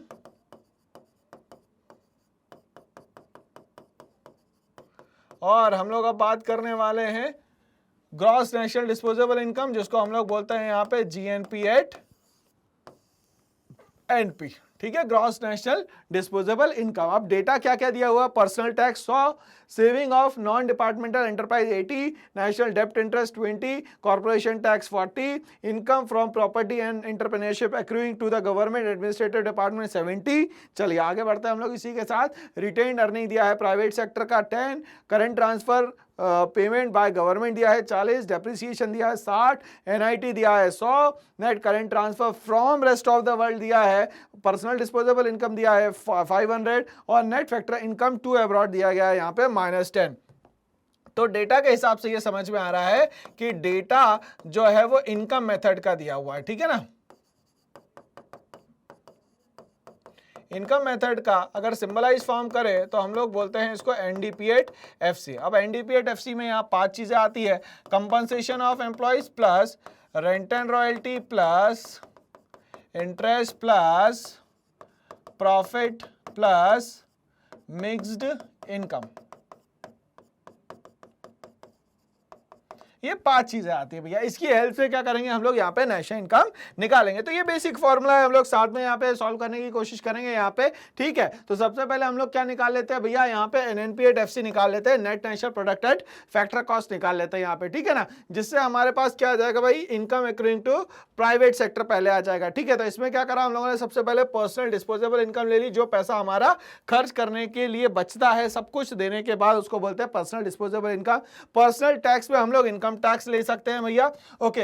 रिटेन्ड अर्निंग में ऑफ प्राइवेट सेक्टर में हम लोग ये बोलेंगे कि जब हमें प्रॉफिट बचाना होता है तो हम लोग क्या करते हैं भैया, रिटेन्ड अर्निंग के पास जाते हैं, ठीक है। मैंने कहा था अगर प्रॉफिट नहीं दिया गया है तो 3-4 चीजें दी जाएंगी। क्या क्या दिया जाएगा भैया, प्रॉफिट नहीं दिया गया है तो रिटेन्ड अर्निंग,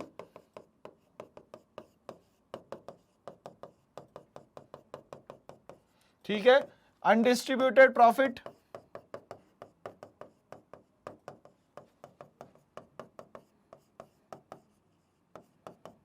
अनडिस्ट्रीब्यूटेड प्रॉफिट दिया जाएगा, या तो और क्या दे सकते हैं भैया, कॉर्पोरेट टैक्स दे सकते हैं, कॉर्पोरेट टैक्स दिया जा सकता है। और क्या दे सकते हैं सर जी हम लोग यहाँ पे, corporate tax, retained earning, undistributed profit दे सकते हैं। और क्या दे सकते हैं भाई, और भी कुछ भी दे सकते हैं, थोड़ा बहुत अगर कुछ हम लोगों को बच रहा है तो हम लोग दे सकते हैं यहाँ पे, ठीक है ना। चलिए, तो हम लोगों को ये रिटेन अर्निंग यहाँ पे मिल गया, इसको ऐड कर दिया, कॉर्पोरेशन टैक्स हम लोगों ने ऐड कर दिया, इसके अलावा कुछ दिया नहीं है। नेशनल डेब्ट इंटरेस्ट देना है तो इसको हम लोग क्या करेंगे, यहाँ से माइनस करेंगे।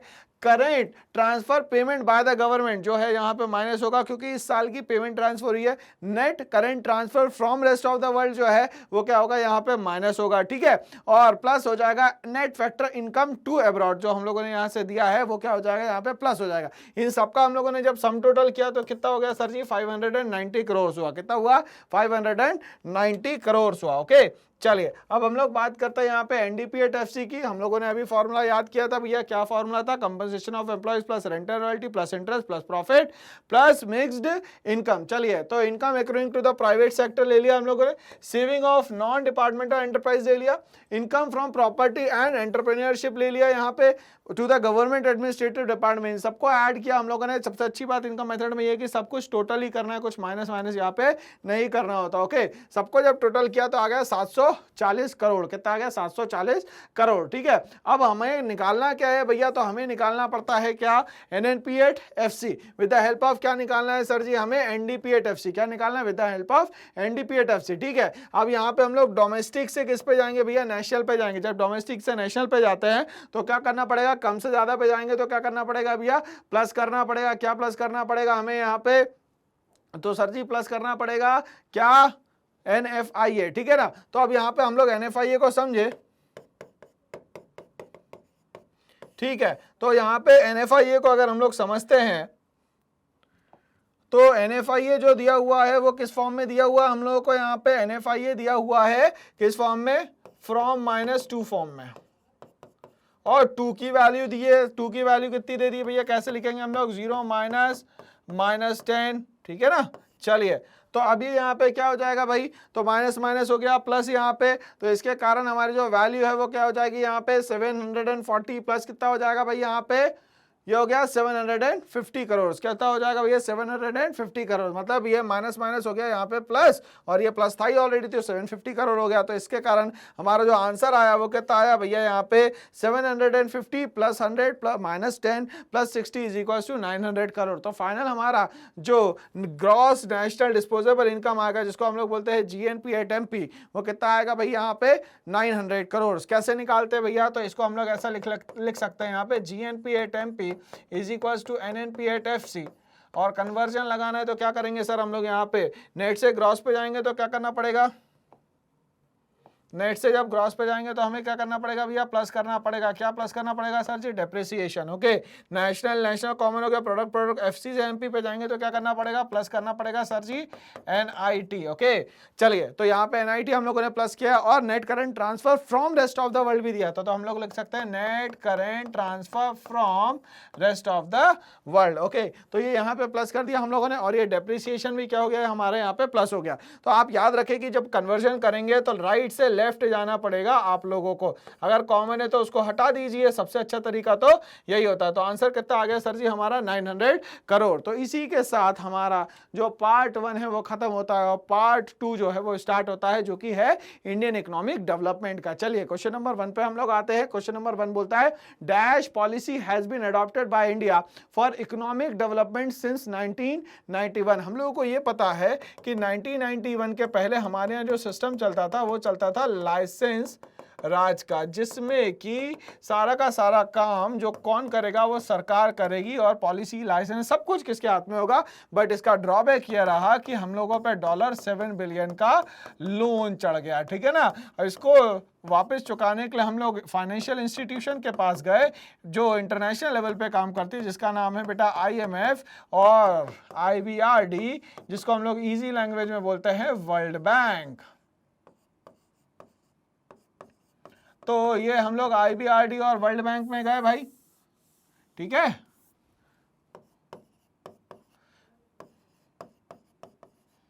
ठीक है, चलिए तो इसने हमारी मदद करी, मगर इसने कंडीशन रखी कि सर आपको 3 वर्ड को बहुत इंपॉर्टेंस देनी पड़ेगी। हमने बोला ठीक है भाई, बताओ कौन कौन से। तो उन्होंने कहा आप अपने रूल्स को फ्लेक्सिबल बनाएं, प्राइवेट कंपनी को एंट्री करे और बाकी सब लोगों को दोस्त बनाया। तो लिबरलाइजेशन, प्राइवेटाइजेशन, ग्लोबलाइजेशन को ऑप्ट करने का कहा, जिसको हम लोगों को बोला गया जुलाई 1991 में आप फॉलो करना शुरू करें। तो अब ये बोल रहा है चूज द करेक्ट अल्टरनेटिव, क्या होगा।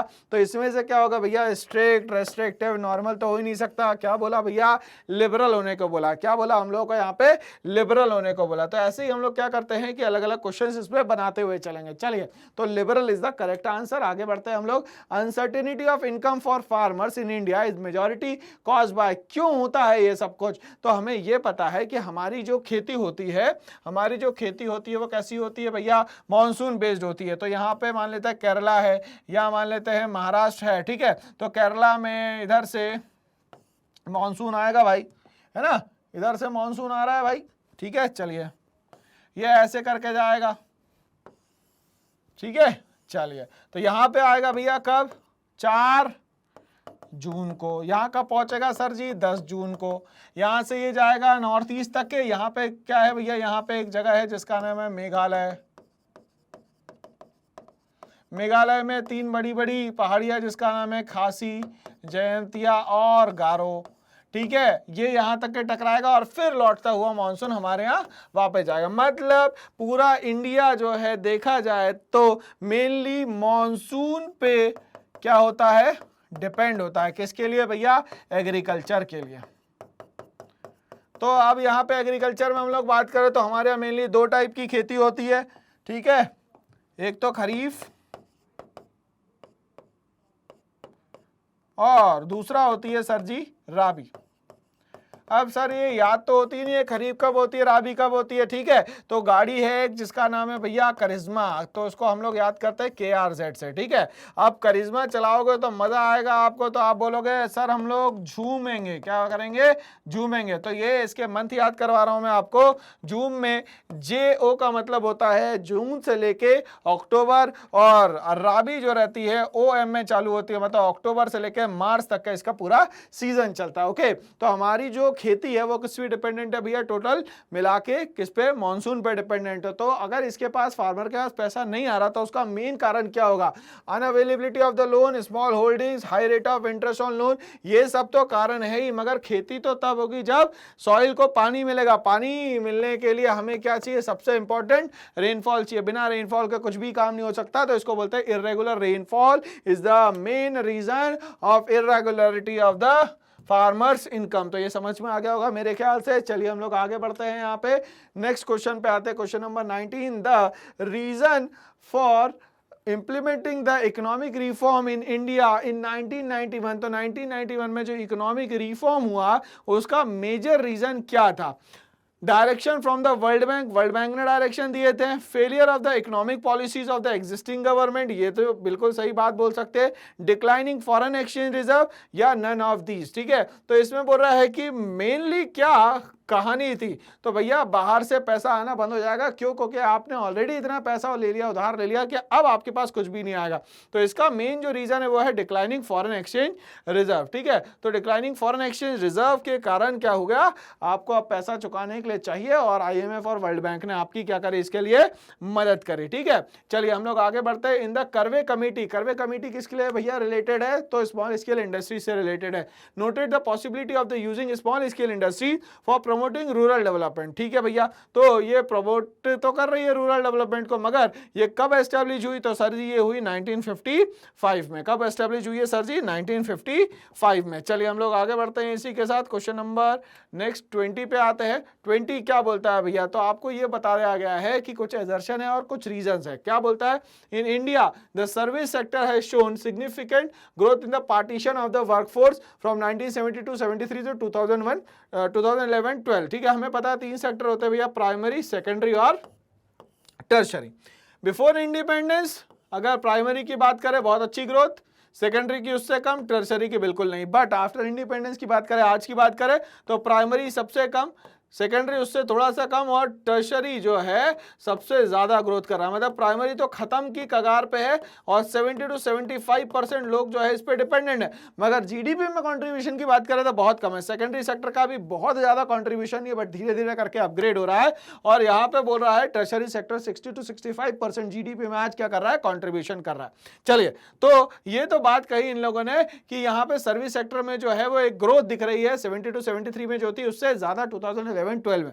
अब सेकंड बोलता है रीजन क्या है? Service sector is the only organise sector in the economy. देखो यहां पे एक वर्ड लिख दिया भैया, ओनली ऑर्गेनाइज सेक्टर। ठीक है, in the economy, so the government spend a lot of money for creating jobs in the service sector. ठीक है, तो बोल रहा है कि जॉब क्रिएट करने के लिए सरकार क्या कर रही है? इनकी बहुत ज्यादा मदद कर रही है। ठीक है, तो भाई ऐसा नहीं होता। यहां पे हम लोगों ने कहा कि तीनों सेक्टर, प्राइमरी, सेकेंडरी और टर्शरी, तीनों सेक्टर पे सरकार बराबर ध्यान देती है। ठीक है, तो ये सेकंड वाला जो स्टेटमेंट है ये बिल्कुल गलत स्टेटमेंट है। यहाँ पे तो गलत स्टेटमेंट होने के कारण ये दोनों तो हो गए कैंसिल। अब ए सही है तो मतलब ये वाला भी गलत हो गया। तो आंसर क्या हो गया सर जी? हमारा A is true but R is false. तो आर क्या हो गया भैया? हमारा यहाँ पे फॉल्स हो गया। ठीक है ना, चलिए तो आंसर हमारा बिल्कुल सही है। क्वेश्चन नंबर 21 पे हम लोग आते हैं। 21 में क्या बोलता है भाई?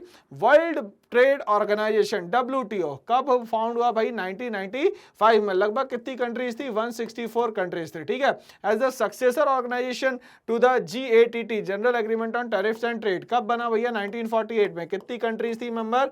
23 मेंबर कंट्रीज थे। ओके, अब एजर्शन तो दी दिया, रीजन बोलता है there was a need to establish a rule based trading regime. बिल्कुल जरूरत थी भैया, क्योंकि GATT ने जो चीजें छोड़ दी थी, सिर्फ गुड्स की बात करी, सर्विसेज की बात करी नहीं।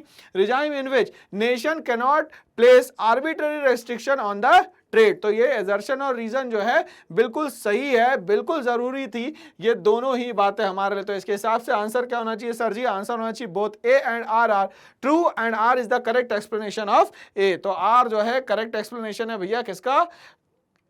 इसका है ना, एजर्शन का। चलिए आगे बढ़ते हैं हम लोग यहाँ पे क्वेश्चन नंबर 21 से क्वेश्चन नंबर 22 पे जाते हैं। क्वेश्चन नंबर 22 क्या बोलता है?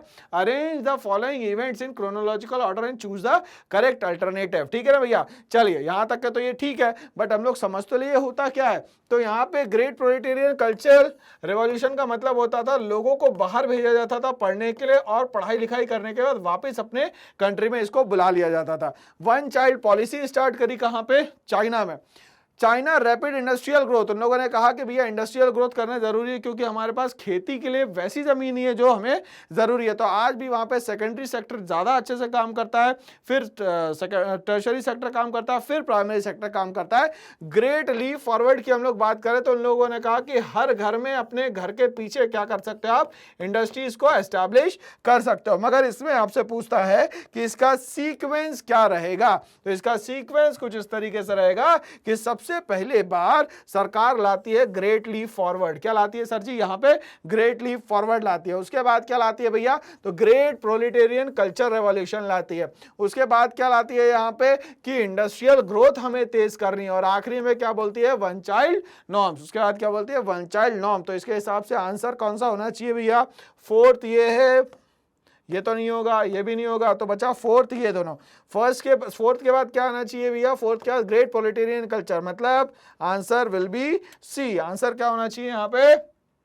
सी होना चाहिए। क्या होना चाहिए आंसर भैया? यहाँ पे सी होना चाहिए। चलिए क्वेश्चन नंबर 23 पे आते हैं। क्वेश्चन नंबर 23 क्या बोलता है? Which country has the highest per capita income? जाहिर सी बात है, कमाने वाली कंट्री कौन है? इन तीनों में कंपेयर करना है हमें, तो सबसे ज्यादा पैसा किसके पास है? चाइना के पास है। चलिए हाँ, यहाँ पे आंसर हमारा बिल्कुल सही है। आगे हम लोग बढ़ेंगे इसी के साथ। क्वेश्चन नंबर 24 पे हम लोग आते हैं। क्वेश्चन नंबर 24 क्या बोलता है भाई? रीड करना है स्टेटमेंट को और सही गलत बताना है। Economist identify the poor on the basis their occupation and ownership of assets. The poor people possess few assets and reside in a कच्चा हचमेंट, जिसको हम लोग स्लम एरिया में, जो स्लम बने रहते हैं वहां पे की बात हो रही है। Both the statement are true, both the statement are false. भैया दोनों गलत स्टेटमेंट नहीं है। Statement 1 is true and statement 2 is false नहीं, ये सही बात है कि ये कच्चा हाउसेस में रहते हैं, तो ये स्टेटमेंट गलत हो गया। स्टेटमेंट 2 इज ट्रू और स्टेटमेंट 1 इज फॉल्स नहीं भैया, ये नहीं। तो आंसर क्या होगा इसका सर जी? तो आंसर होगा इसका A, both the statement 1 and 2 are correct. चलिए आगे बढ़ते हैं, हम लोग बात करते हैं क्वेश्चन नंबर 25 की। क्वेश्चन नंबर 25 क्या बोलता है? Statement: liberalization was introduced to put an end to the restriction and open various sectors of the economy. Liberalization कहीं ना कहीं इंट्रोड्यूस करी गई कि कुछ ना कुछ जो सिस्टम चल रहा था लाइसेंस राज का उसको बंद किया जाए और अलग अलग सेक्टर्स ऑफ द इकोनॉमी को क्या किया जाए भैया? ओपन किया जाए। बिल्कुल सही बात है। The only industries which are now reserve for the public sector are a part of atomic energy generation and some core activities in the railway transport. इसमें डिफेंस सिस्टम भी हम लोग यहाँ पे ले सकते हैं। तो यहाँ पे पूछ रहा है कि स्टेटमेंट हमें बताइए क्या सही और क्या गलत है, ठीक है ना। चलिए, मगर ये यहाँ पे बोल रहा है कि सिर्फ इतनी ही चीजें रहेंगी। अब ये बोल रहा लिबरलाइजेशन में सिर्फ ये बोला गया कि रेस्ट्रिक्शन हम लोग हटा रहे हैं और वेरियस सेक्टर्स के लिए हम लोग इकोनॉमी के लिए खोल दे रहे हैं। ये तो भैया प्राइवेटाइजेशन में भी था। तो इस हिसाब से देखा जाए तो क्वेश्चन जो है वो दोनों ही स्टेटमेंट यहाँ पे जो दिए गए हैं गलत दिए गए। कैसे दिए गए भैया? गलत दिए गए। तो आंसर क्या होगा इसका? Both the statement are false. ठीक है, क्या होंगी? दोनों स्टेटमेंट यहाँ पे फॉल्स होंगे। क्वेश्चन नंबर 26 पे हम लोग आते हैं। क्वेश्चन नंबर 26 बोलता है green revolution increase the use of. सबसे पहले हम लोग ग्रीन रेवोल्यूशन की बात करें तो ग्रीन रेवोल्यूशन में क्या हुआ कि भैया HYV सीड्स की बात करी गई। किसकी बात करी गई? HYV सीड्स की बात करी गई। कहां बात करी गई? तो मैक्सिको में करी गई। मैक्सिको में कौन बंदा था? तो मैक्सिको में जो बंदा था उसका नाम था भैया नॉर्मन बोरलॉग। ठीक है, कब की बात है? तो सर जी 1966 और 67 की बात है। इंडिया में इसको लाने वाला जो बंदा था उसका नाम क्या था भैया? तो उनका नाम था MS स्वामीनाथन। ठीक बात है। अब HYV सीड्स लाए गए भैया, दो अलग अलग सीड्स के क्या करे गए भैया? DNA मिलाए गए। क्या मिलाए गए? DNA मिलाए गए। ठीक है ना। तो ऐसे ही सीड्स मिलाए गए और इसमें पूछता है कि ग्रीन रेवोल्यूशन ने इंक्रीज क्या करा। तो यहां तक हम लोगों को इन्फॉर्मेशन समझ में आ गई। अब हम लोग बोलते हैं इंप्रूव्ड सीड। बिल्कुल सीड इंप्रूव्ड हुआ क्योंकि उसकी जो कैपेसिटी थी उसको क्या कर दिया गया भैया? चेंज कर दिया गया। मतलब पहले अगर मान लेते एक सीड को लगाने से फ्रूट 20 आते थे, तो अब एक सीड को लगाने से 40 या 50 सीड्स आने लग गए। इरिगेशन इसको बहुत ज्यादा चाहिए, मतलब पानी बहुत ज्यादा चाहिए, कैपेसिटी ज्यादा होने के कारण पानी बहुत सारा चाहिए। केमिकल फर्टिलाइजर कम से कम 4 गुना से लेकर 10 गुना ज्यादा चाहिए। तो ग्रीन रेवोल्यूशन में ये तीनों बातें जो है वो बिल्कुल सही है। मतलब ऑल ऑफ दीज जो है यहाँ पे क्या होना चाहिए सर जी? आंसर होना चाहिए। ओके, चलिए तो हम लोग आते हैं नेक्स्ट क्वेश्चन पे। क्वेश्चन नंबर 27 बोलता है what kind of tax is GST। अब GST क्या है? हमेशा एक ट्रांसफर टैक्स होता है। ठीक है, तो ये क्या हो जाएगा भैया? अपने आप में इनडायरेक्ट टैक्स, जिसको कि कौन करता है? Apply? CBEC, central board of excise and custom. तो इसका आंसर क्या हो गया सर जी? इसका आंसर हो गया इनडायरेक्ट। तो मूव करते हैं हम लोग अब नेक्स्ट क्वेश्चन पे। क्वेश्चन नंबर 28 है privatisation in its purest sense and lexically means denationalisation. कहीं ना कहीं प्राइवेटाइजेशन का मतलब ये हुआ कि ये डीनेशनलाइजेशन की बात कर रहा है, मतलब कंट्री की जो भी पॉलिसीज है उसको ब्रेक करने की बात करना, या ओनरशिप ट्रांसफर कर देना, कहां से, सरकार से लोगों के बीच में। Transfer of the state ownership of the assets to the private sector to tune 100% comment. अब इसके बारे में बताना है। Economic reform were mainly intended to remove the bottleneck which acted as obstacles to the industrial growth. अब ये बोल रहा है इकोनॉमिक रिफॉर्म कहीं ना कहीं ऑब्स्टेकल्स है, किसके लिए, इकोनॉमिक ग्रोथ के लिए, इंडस्ट्रियल ग्रोथ के लिए।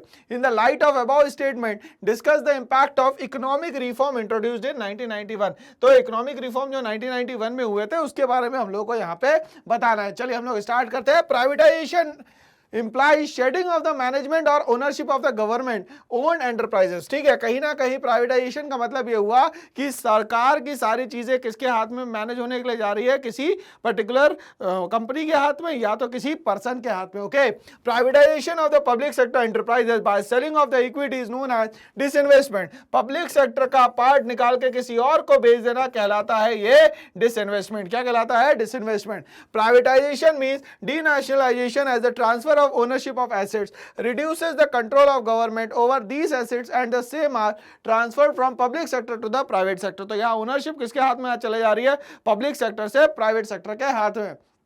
Disinvestment is 100% transfer of the state-owned enterprises to the private sector. ठीक है, चलिए यहां तक समझ में आ गया। सेकंड पार्ट पे आते हैं। The industrial growth in India was not satisfactory after the independence. हमारी जैसे ही इंडिपेंडेंस हुई 1947 में, जो हमारा थर्ड सेक्टर था, थर्ड पार्ट था, जिसको हम लोग क्या कह सकते हैं भैया यहाँ पे, कि हमारे जो तीनों सेक्टर्स है, प्राइमरी, सेकेंडरी और टर्शरी, तो इसमें भी जो हमारा एक पार्ट था जिसका है भैया मैन्युफैक्चरिंग या तो सेकेंडरी सेक्टर का पार्ट, वो बहुत अच्छे से सेटिस्फैक्टरली वर्क नहीं कर पाता था। Before the introduction of the economic reform in 1991 क्या चेंज किया आपने, तो पॉलिसी चेंज करी एलपीजी की। The growth was far below the target and not even equal to the performance of the 1980। जितना सोचा गया था उतना इक्विलिब्रियम मतलब बराबर भी नहीं पहुंच पाया और उससे बिलो होता चला गया। The economic reform of 1991 aimed at rapid industrialisation, ज्यादा से ज्यादा कोशिश की जाए इंडस्ट्रियलाइजेशन बन जाए। क्यों, क्योंकि प्राइमरी सेक्टर से रॉ मटेरियल हमारे पास इजीली अवेलेबल था, हम उससे क्या बना ले, यहाँ पे मैन्युफैक्चर्ड गुड्स बना दे। Policy sought substantially to deregulate industry so as to promote growth of the more efficient and the competitive industrial economy. इसके लिए क्या बोल रहा है भैया, यहाँ पे इकोनॉमी में डीरेगुलेशन करने के लिए, डीरेगुलेशन मतलब interference of the public sector, जो था सरकार का जो इंटरफियरेंस था उसको यहाँ पे बंद किया जाए। Industrial licensing was for all industries accept in 18 industry. तो यहां पे बोला गया कि सारी इंडस्ट्रीज में लाइसेंस लेने की आवश्यकता नहीं है, सिर्फ 18 इंडस्ट्रीज में आपको क्या लेना है, लाइसेंस लेना है। The monopolised restrictive trade practices MRTP, मतलब सरकार जो अपनी मनमानी करके किसी भी चीज का रेट तय करके रखती थी उस रेट को हटाया जाए, मतलब मोनोपोली सरकार की यहां से हटाई जाए। Was repealed, eliminate the need for the prior approval for the capacity expansion and the diversification. Areas reserve for the public sector were narrowed down and greater participation by the private sector. सरकार की जो बार बार interference वाली policy थी उसको हटाया जाए और private sector की पॉलिसीज को क्या किया जाए, परमिट ज्यादा दिया जाए। ठीक है, the policy encourage disinvestment of the government holdings, और कहीं ना कहीं ये पॉलिसी जो बन रही थी सरकार के इंटरफियरेंस को खत्म करने के लिए बनाए जा रहे थे। Interpret the given picture and state it's three advantage, ये एक अलग सी पिक्चर दी गई है जिसमें कहीं ना कहीं प्लांटेशन की बात करी गई है। ठीक है, चलिए the benefit of the organic farming are many but there are them as follows. कुछ हम लोग इंपॉर्टेंट बात करेंगे यहाँ पे।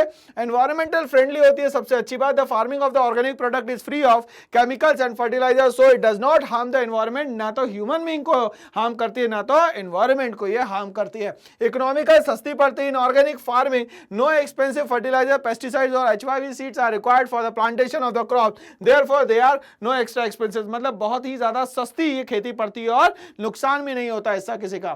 ठीक है, हाई डिमांड की हम लोग बात करें, there is a huge demand for organic product in India across the globe which generate more income through the export. धीरे धीरे करके एक्सपोर्ट वाले भी लोग मांग रहे हैं ऑर्गेनिक फार्मिंग से जो चीजें बनी हुई है। चलिए हम लोग बात कर रहे हैं नेक्स्ट क्वेश्चन की।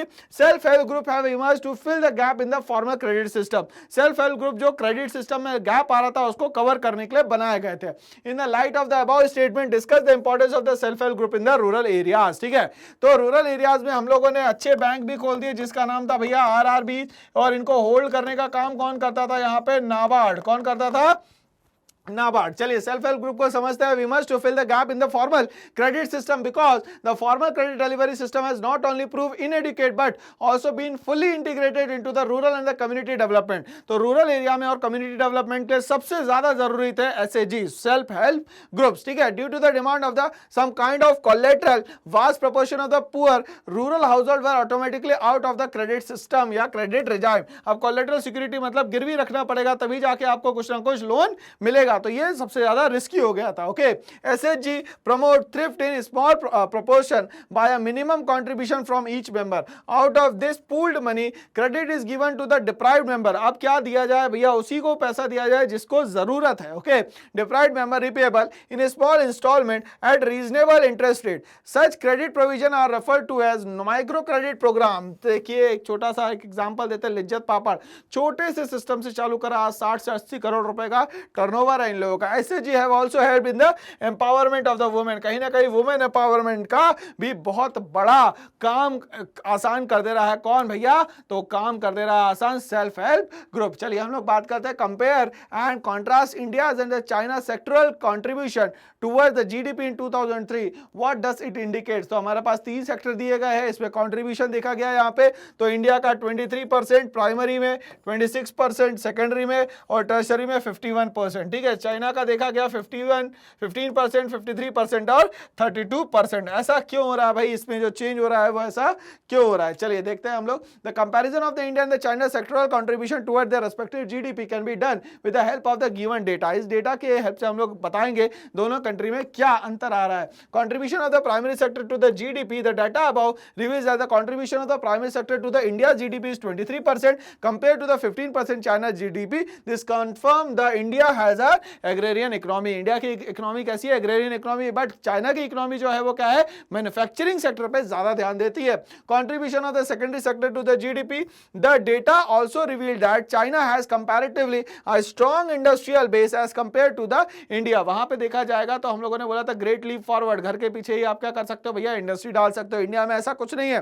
The contribution of the secondary sector to the China GDP is 53% against the contribution of the mere 26% of the India GDP. तो वहां पे कंपैरिजन ये है 53% वो जीडीपी में कंट्रीब्यूशन करता है सेकेंडरी सेक्टर, और हमारे यहाँ सिर्फ 26% करता है, आधा मान सकते हैं इसको हम लोग। For this we can infer that India industrial sector is far behind that of the China. इसीलिए हमारे यहाँ इंफ्रास्ट्रक्चरल फैसिलिटीज भी थोड़ी स्लो है, इसके कारण भी सेकेंडरी सेक्टर बहुत तेजी से ग्रो नहीं कर पा रहा। Contribution of the tertiary sector to the GDP, we can also analyse the that although India's industrial growth is not as strong as the China, yet the contribution of the China service sector is much stronger than that of the China. India का service sector थोड़ा सा अच्छा है, किससे भैया, China से। Thus, after analyzing the above data, help us to conclude that a significant portion of the India's GDP is contribution by the tertiary sector, followed by the agriculture sector. मतलब tertiary sector आज हमारे top पे है और agriculture सबसे lowest है, बीच में क्या है हमारा secondary sector है। On the contrary, major contribution to the China GDP is secondary sector followed by the tertiary sector. वहाँ mainly focus किया जाता है secondary sector मतलब manufacturing sector पे, और उसके बाद focus किया जाता है tertiary sector पे। Next question पे आते हैं। You and your friend are making a project on the topic of the key issues in the rural development. तो रूरल डेवलपमेंट से रिलेटेड हम लोग को बात करनी है यहाँ पे।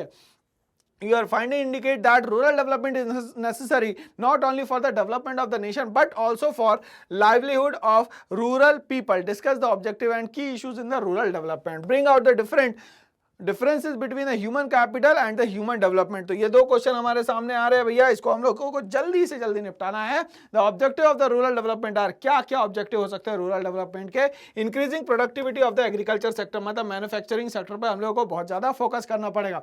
Generating alternative needs for the livelihood, मतलब एलाइड सेक्टर्स पे भी हम लोगों को फोकस करना पड़ेगा। यहाँ पे हम लोग हॉर्टिकल्चर की भी बात कर सकते हैं और फार्मिंग की भी बात कर सकते हैं। Promoting education and the health care facilities, मैंने कहा था जिस कंट्री को ग्रोथ करना है उसकी पढ़ाई और दवाई दोनों क्या होनी चाहिए, सस्ती होनी चाहिए। There are some key issues in the rural development, क्या क्या की इश्यूज है भैया। A system of the marketing that ensures that remunerative price to the farmers और हिज प्रोड्यूस, जो भी वो काम कर रहा है उसको प्रोड्यूस का उतना पैसा यहाँ पे मिलना जरूरी है। Diversification of production activity with a view to find alternative means of sustainable living other than the crop cultivation. Crop cultivation के लिए अलावा भी बहुत सारी चीजें मिले जिससे क्या कर सके, वो अपनी लाइवलीहुड को चला सके। Honest system of the land reform, जो भी लैंड रिफॉर्म हो उसमें सही सिस्टम का यूज किया जाए सारे फार्मर्स को ध्यान में रखते हुए। Development of the human resources like health, addressing both sanitation and the public health. इसमें सभी को ध्यान में रखा जाए, जिसमें कि सैनिटेशन और पब्लिक हेल्थ की भी बात की जाए, हाइजीनिक चीजों की बात की जाए। Development of the infrastructure like electricity, irrigation, transport facility etcetera, और जितने भी इंफ्रास्ट्रक्चर के लिए जरूरी चीज है उन सबको यहाँ पे क्या करा जाए, एड ऑन किया जाए। अब हम लोग बात करते हैं ह्यूमन कैपिटल और ह्यूमन डेवलपमेंट की। ये दोनों ही लगभग इंटर रिलेटेड चीजें हैं, थोड़े से डिफरेंस है, are inter related concept but they are not identical. उसको हम लोग अलग करना चाहे तो 100% अलग नहीं कर सकते, कुछ पार्ट उसका अलग हो सकता है। Human capital states education and health as a means to increase labour productivity, whereas human development is the overall process. अगर हम लोग बात करते हैं यहाँ पे लेबर इंक्रीज करी हम लोगों ने, प्रोडक्टिविटी इंक्रीज करी, तो ये हो गया भैया ह्यूमन कैपिटल। और अगर हम लोग बोलते हैं ह्यूमन डेवलपमेंट, तो ह्यूमन डेवलपमेंट के अंदर ये सारी चीजें क्या हो जाती है, एक साथ क्लब हो जाती है। ओके, तो human development is the overall process of widening human skills and giving them the opportunity to grow. और आप कैसे बढ़ सकते हो, ग्रोथ कर सकते हैं, उसकी बात करी गई, whether in an organisation or at the personal level. Organisation में भी ग्रोथ कर सकते हैं और पर्सनल लेवल पे भी यहाँ पे ग्रोथ हो सकती है। Human capital consider education and health as a means, skills and expertise. ठीक है, मींस में क्या क्या आ जाएगा sir, skills and expertise to enhance productive capacity. क्या करेगा वो, प्रोडक्टिव ज्यादा कर पाएगा, मतलब उसकी जितनी सोच है उससे ज्यादा करने की वो कोशिश करेगा यहाँ पे। Okay, whereas on the other hand human development considered as human being as and in itself. ये बोलता है कि ह्यूमन बीइंग बनने के लिए हम लोगों को कहीं ना कहीं ह्यूमन डेवलपमेंट की बात करनी होगी। Human capital is a narrow concept. Human capital जो है नैरो कॉन्सेप्ट है, छोटा कॉन्सेप्ट है, बट ह्यूमन डेवलपमेंट जो है वो ब्रॉडर कॉन्सेप्ट है, क्योंकि वो 360 डिग्री एनालिसिस की बात करता है। Okay, human capital considered that investment in education and health is unproductive if it does not increase the output of the goods and services। ये बोलता है कि ह्यूमन कैपिटल तब तक के कोई काम का नहीं है जब तक कि वो गुड्स एंड सर्विसेज प्रोड्यूस करके ना दे, but human development occurs when majority of the people in the economy are educated and healthy. तो इसका ये है कि यहाँ पे सारे ही लोग पढ़े लिखे हो और हेल्दी वेल्दी रहे, ये सबसे यहाँ पे इंपॉर्टेंट है। ओके, चलिए तो हम लोग करेंगे अब नेक्स्ट क्वेश्चन की बात। क्वेश्चन नंबर 33 6 मार्क्स का क्वेश्चन है। Explain the benefits of the GST. GST के बेनिफिट्स क्या है, हम लोग को पता है जीएसटी अपने आप में इनडायरेक्ट टैक्स है, जो कि कहां से लगाया जाता है भैया, जहां से चीजें मैन्युफैक्चरिंग होती है। और पे कौन करता है, एट द एंड कस्टमर पे करता है। कौन इसको संभालता है, तो CBEC, central board of excise and customs. Okay, the benefits are GST are as follows, uniformity of tax rates and structures. हमारे यहाँ क्या हो गया, एक टैक्स बना दिया गया, अलग अलग टैक्सेस लगाने से अच्छा। GST will ensure that the indirect tax rates and structures are common across the country, thereby increasing certainty and ease of doing business। तो बिजनेस भी आसानी से हो जाएगा और सरकार के पास भी अच्छा खासा जीएसटी का अमाउंट आएगा, जो कि इंफ्रास्ट्रक्चर डेवलपमेंट में फिर वो हेल्प करेगी। Removal of the cascading effect, कहीं ना कहीं यहाँ पे जो अलग अलग तरीके से सिस्टम बनाए जाते थे कि स्टेप वाइज टैक्स अलग अलग लगेंगे, वो सब खत्म कर दिया गया है। A system of the seamless tax credit throughout the value chain and across boundaries of state would ensure that there is a minimal cascading of the tax. This would reduce the hidden cost of the doing business. तो hidden cost ये सब हटा दिए गए, सब open cost पे काम कर रहे हैं और जीएसटी का परसेंटेज बना दिया गया और उतने आइटम इसमें आएंगे। इंप्रूव कॉम्पिटिटिवनेस, ठीक है, कहीं ना कहीं कॉम्पिटिटिवनेस बढ़ा। Reduction in the transaction cost of doing business would eventually lead to an improve competitiveness for the trade and the industry. तो ये बोल रहा है कि ट्रेड एंड इंडस्ट्रीज में कहीं ना कहीं कॉम्पिटिशन बहुत तेजी से इंक्रीज हुआ है। ठीक है, हायर रेवेन्यू एफिशिएंसी, कहीं ना कहीं जीएसटी लगाने से रेवेन्यू भी बहुत ज्यादा बढ़ा, लोगों ने यहाँ पे प्रोडक्शन भी करना ज्यादा शुरू किया। GST is expected to decrease the cost of collection of the tax revenue of the government and will therefore lead to the higher revenue efficiency। कहीं ना कहीं कुछ चीजें इतनी सस्ती हो गई है कि लोगों ने उसको और ज्यादा बनाना चालू करा, जिसके कारण उनके पास पैसा भी अच्छा जनरेट होना। Gain to manufacturer and the exporter, ठीक है, तो गेन किसको है भैया, मैन्युफैक्चरर को भी और एक्सपोर्टर को भी है। The subsuming of the major central and the state taxes in the GST complete and comprehensive set of input goods and services and phasing out the central GST would reduce the cost of the local manufactured goods and services। ठीक है, तो central GST में क्या हो गया भैया, local goods and industries जो है या लोकल जो टैक्सेस है वो छुप गया है। ठीक है, तो एक ही टैक्स दो, सब लोग मिलके वैसा कर दिया है system. Okay, relief in the overall burden, tax burden, अलग अलग चीजों पर अलग अलग टैक्स लगाया जाता था पहले, मगर उसको हटा दिया गया, अब एक ही टैक्स लगेगा सारी चीजों पे। Because of the efficiency gain and prevention of the leakages, the overall tax burden on most of the commodities will come down, which will affect the consumer। और उसके कारण कहीं ना कहीं consumers का भी बहुत ज्यादा यहाँ पे फायदा हुआ है। ओके, चलिए हम लोग नेक्स्ट क्वेश्चन पे स्विच करते हैं। क्वेश्चन नंबर 34 पे, read the following case carefully and given below triple wins for sustainable development. ठीक है, sustainable development is the synonymous in the mind of many with the color green and for good reason. ठीक है, sustainable development का मतलब होता है कि आज हमारी जो भी लाइफ स्टाइल है वो तो है ही, मगर इन फ्यूचर में भी सारे के सारे लोगों को वैसी ही लाइफ स्टाइल मिले, वही सारी रिसोर्सेज मिले, इसके लिए सस्टेनेबल डेवलपमेंट जरूरी है. 20 years ago as the first Earth Summit at the Rio de Janeiro in Brazil, would leaders set out what today is conventional wisdom, social and economic human progress. इन लोगों ने कहा कि भैया हमें सबसे ज्यादा जरूरी है सोसाइटी और क्या है economic human progress, cannot be diverse from the environment protection. मगर इन दोनों को अलग नहीं कर सकते भैया, हमारी ग्रोथ होगी नेचर के साथ ही, नेचर खराब तो हम भी खराब. Both are advance together, both will flounder together. और कहीं ना कहीं दोनों ही एक साथ धीरे धीरे करके बढ़ना चाहिए, ऐसा अर्थ समिट में बनाया गया था. Sustainable development is as much as health, education and job as it is about the ecosystem. कहीं ना कहीं इकोसिस्टम में जैसे हम लोगों को सारी चीजों की जरूरत होती है, ऐसे ही यहाँ पे भी हेल्थ, एजुकेशन और जॉब्स की यहाँ पे जरूरत है. It is about ever widening inclusion and the movement away from the decision that Erode democratic space and do not address social inequality, intolerance and violence. तो यहाँ कहीं ना कहीं ये सब जो सोशल इवल्स है उन सबको भी क्या करा जाए, यहाँ से रिमूव किया जाए, ये बहुत ज्यादा जरूरी है. Okay, sustainable development is about changes that transform improvise people, community and countries into informed, educated, healthy and productive societies. कहीं ना कहीं यहाँ पे एजुकेशन पे और यहाँ पे प्रोडक्टिव सोसाइटी मतलब मेडिकल फैसिलिटीज पे ज्यादा ध्यान दिया गया. It is all about wealth creation that generates equality and opportunity. Sustainable development is about consumption and production pattern that respect planetary boundaries. It is also about increasing tolerance and respect for the human rights at all levels. इसने कहा कि भैया planet को भी बचाना है, अर्थ को भी बचाना है और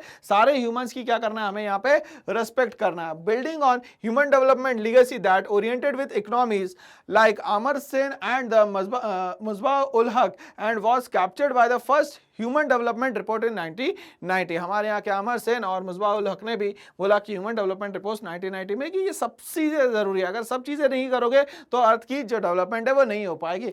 United nation development programme UNDP has long promoted alternative approach to measure the human progress along with the human development index. और ये बोल रहा है कि और भी तरीके हो सकते हैं, ह्यूमन डेवलपमेंट इंडेक्स में बहुत सारी चीज़ें और डाली जा सकती है जिससे ओवरऑल पर्सन की ग्रोथ का हमें पता चले. Okay, today we are building on this legacy by exploring how to adjust the index to reflect environmental sustainability so that the government and citizen might be better track real progress towards truly sustainable development. This must be our collective objective. तो ऐसा नहीं होना चाहिए, यहाँ पे real progress तब समझ में आएगी जब कंट्री में कोई भी चीज गलत ना हो रही है. मतलब ह्यूमन डेवलपमेंट तो हो रहा है मगर उसके साथ साथ नेचर का भी डेवलपमेंट यहाँ पे होना चाहिए. Sustainable development is all about ecosystem only. Defend or refute the statement with the valid argument. क्या सस्टेनेबल डेवलप का मतलब यही होता है कि सिर्फ इकोसिस्टम को डेवलप कर दो, बाकी सब चीजें हटा दो. Question number 2, as per the about text which must be our collective objective. हम सब लोगों का कलेक्टिव ऑब्जेक्टिव क्या है ये हम लोगों को बताना है. चलिए हम लोग क्वेश्चन नंबर 1 पे आते हैं. पहले उसका answer, the statement is refuted as sustainable development is as much as about health, education and job as it is about the ecosystem. कहीं ना कहीं इकोसिस्टम मतलब कि हमारे लिए जो जितनी चीजें जरूरी है वैसे ही सस्टेनेबल डेवलपमेंट में ये हेल्थ, एजुकेशन और जॉब्स भी जरूरी है. Sustainable development is all about changes that transform improvise people, communities and countries into informed, educated, healthy and productive society. अब इसमें ओवरऑल डेवलपमेंट हम लोग को यहाँ पे चाहिए. It is about wealth creation that generate equality and opportunity. Wealth generation तो करना है मगर इक्वालिटी भी होनी चाहिए. किसमें भैया? अपॉर्चुनिटीज में. Sustainable development is about consumption and production pattern that reflect planetary boundaries. कहीं ना कहीं यहाँ पे हम लोग को प्रोडक्शन भी करना है, कंजप्शन भी करना है, बट यहाँ पे प्लानेटरी बाउंड्रीज मतलब प्लानेट के अंदर करना है. सारे लोग एक ही जगह तो रह रहे हैं, किस पे भैया? एक छोटा सा प्लैनेट है जिसका नाम है अर्थ, उसको भी अगर आपने सही से नहीं संभाला तो अर्थ पे कुछ भी हो सकता है. Okay, it is all about increasing tolerance and respect for human rights at all levels. और इसने कहा कि हर एक लेवल पे क्या चाहिए भैया? हमें इक्वल रेस्पेक्ट चाहिए, बड़ी ही वो रिच हो या पुअर हो. सेकंड क्वेश्चन की हम लोग बात करते हैं यहाँ पे. Today, we are building on this legacy by exploring how to adjust the index to reflect environmental sustainability. मतलब कि हम लोग कहीं ना कहीं यहाँ पे environment को भी sustainable development का एक पार्ट माने, तभी तो overall development हमें समझ में आएगी.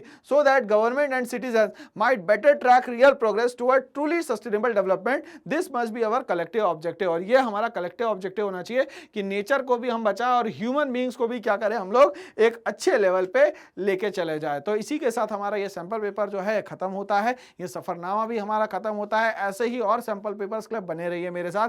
करना है एक छोटा सा काम, इस चैनल को लाइक शेयर और सब्सक्राइब करना है मेरे दोस्तों। Thanks for watching all.